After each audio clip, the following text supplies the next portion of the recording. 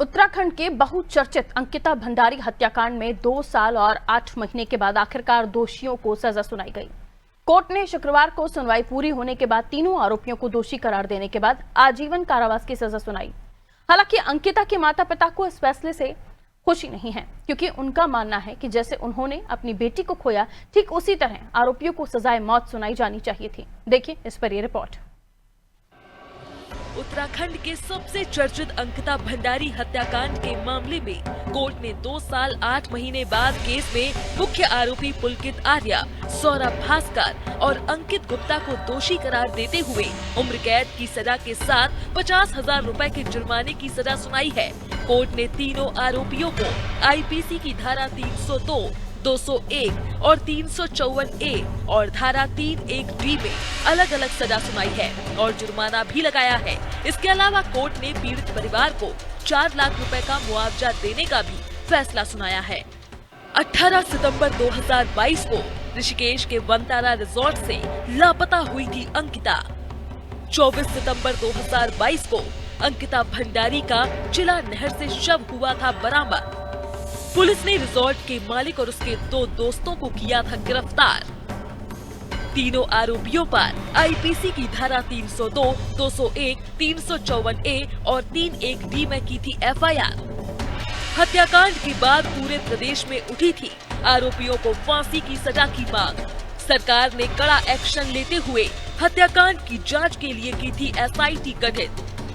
SIT ने 97 गवाहों के बयान के बाद दाखिल की थी 500 पन्नों की चार्जशीट। 30 जनवरी 2023 को मामले में कोटद्वार कोर्ट में शुरू हुई थी पहली सुनवाई।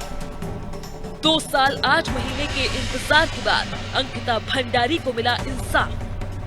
कोर्ट ने सुनवाई पूरी होने के बाद 30 मई तय की थी फैसले की तारीख। कोर्ट ने पुलकित आर्या, सौरभ भास्कर और अंकित गुप्ता को सुनाई सजा।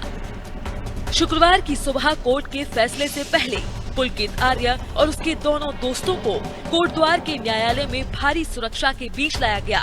वहीं इस फैसले से पहले कोटद्वार के चप्पे चप्पे पर पुलिस का कड़ा पहरा भी रहा, जबकि पूरा कोर्ट परिसर और आसपास के क्षेत्र को पूरी तरह से छावनी में तब्दील कर दिया गया।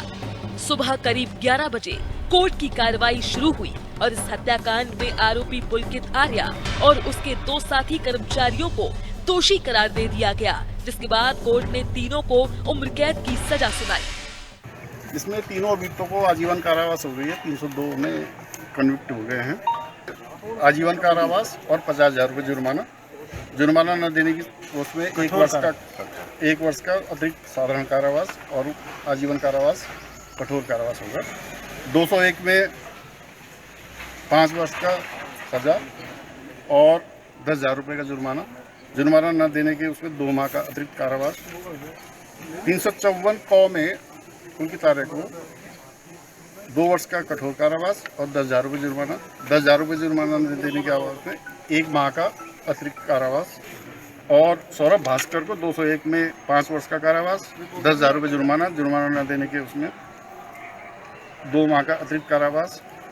सौरभ भास्कर को और पुलकित गुप्ता को 5(1) घौ अनैतिक देह व्यापार अधिनियम में 5 वर्ष का कठोर कारावास और 2,000 रुपये का जुर्माना। और ये जुर्माना न देने के उसमें 2 माह का अतिरिक्त कारावास। इसके अलावा माननीय न्यायालय के द्वारा सुनाई गई है। कोटद्वार के न्यायालय के इस फैसले पर अंकिता भंडारी के माता पिता थोड़े निराश जरूर हैं। अंकिता भंडारी के पिता वीरेंद्र भंडारी का कहना है कि उन्हें उम्मीद थी कि उनकी बेटी की हत्या करने वालों को फांसी की सजा हो, लेकिन कोर्ट ने उम्र कैद की सजा सुनाई है। उन्होंने कहा कि दोषियों को फांसी की सजा के लिए वो अब हाई कोर्ट का रुख करेंगे। अंकिता की मां और पिता का यही कहना है कि उनकी बेटी की हत्या करने वालों को भी मौत की सजा होनी चाहिए। क्योंकि जिस तरह से इन्होंने मेरी निर्दोष लड़के को मारा है, तो मैं तो शुरू से कहना चाहता हूँ, कह रहा था कि भाई मौत के बदले मौत।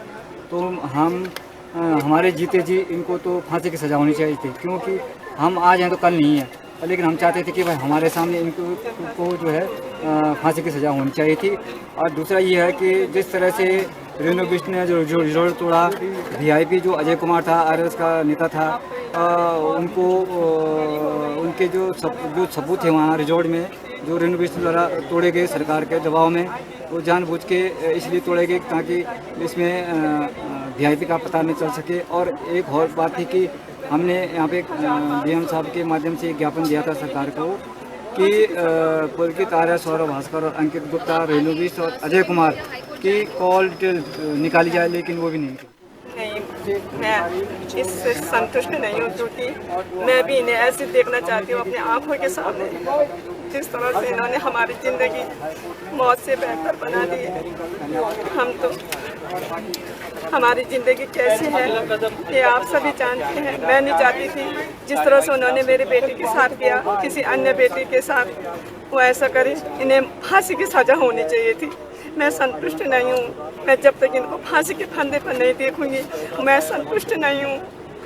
तो आप लोग हाई कोर्ट जाएंगे इसको लेकर? हाँ, जाएंगे। वहीं कोटद्वार न्यायालय के फैसले के बाद प्रदेश सरकार ने भी इस फैसले का स्वागत किया है। कैबिनेट मंत्री सुबोध उनियाल और पूर्व मंत्री प्रेमचंद अग्रवाल ने इस फैसले का स्वागत करते हुए कहा कि अंकिता भंडारी हत्याकांड में सरकार ने शुरू से ही आरोपियों के खिलाफ सख्त पैरवी की, जिसका नतीजा आज आया है। और कोर्ट ने जो फैसला दिया है वह समाज के लिए एक नजीर साबित होगा। काफी समय से इसको लेकर के कुछ राजनीतिक दल इसका राजनीतिकरण कर रहे थे और सरकार को बार बार घेरने का प्रयास करते थे। सरकार ने पहले भी कहा था कि सरकार ने अपना काम किया, डेड बॉडी इमीडिएटली रिकवर कर ली थी, अक्यूज को उठा, जिस पर शक था उसको अरेस्ट कर दिया और इसकी जांच बैठा दी। उसके बाद हमने कहा था कानून अपना काम कर रहा है, तो आज कानून ने अपना काम किया और कानून ने आज इसमें फैसला दिया। फैसला स्वागत योग्य है और साथ ही साथ उन राजनीतिक दलों के ऊपर करारा तमाचा है जो इसका राजनीतिकरण करके बार बार सरकार पर आरोप लगाने का काम करते हैं। देखिए, हमारी पहाड़ की बेटी अंकिता भंडारी के साथ जो उस समय घटनाक्रम हुआ था और स्वाभाविक रूप से पूरे प्रदेश के अंदर इसकी एक तीखी प्रतिक्रिया हुई थी और सभी के मन में एक भाव था, अपेक्षा थी कि इसके साथ न्याय होगा। लेकिन जिस प्रकार से आज माननीय न्यायालय ने उन दोषियों के खिलाफ आजीवन कारावास का निर्णय सुनाया, तो निश्चित रूप से जो पीड़ित पक्ष है उनके जख्मों पे मरहम जरूर लगेगी।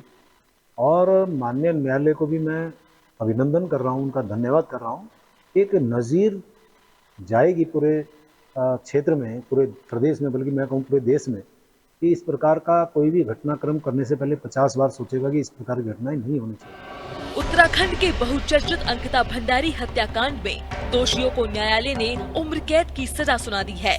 बावजूद इसके कुछ स्थानीय लोग, कुछ सामाजिक संगठन और कुछ राजनीतिक दलों के साथ ही अंकिता के परिजन आरोपियों को फांसी की सजा की मांग कर रहे हैं। ऐसे में अब देखना होगा कि जब दोनों पक्षों के अधिवक्ता उच्च न्यायालय की शरण में पहुंचेंगे तो उसके बाद यह मामला आखिर किस दिशा में आगे बढ़ता हुआ नजर आएगा। उत्तराखंड से state bureau head Sonu Singh की रिपोर्ट।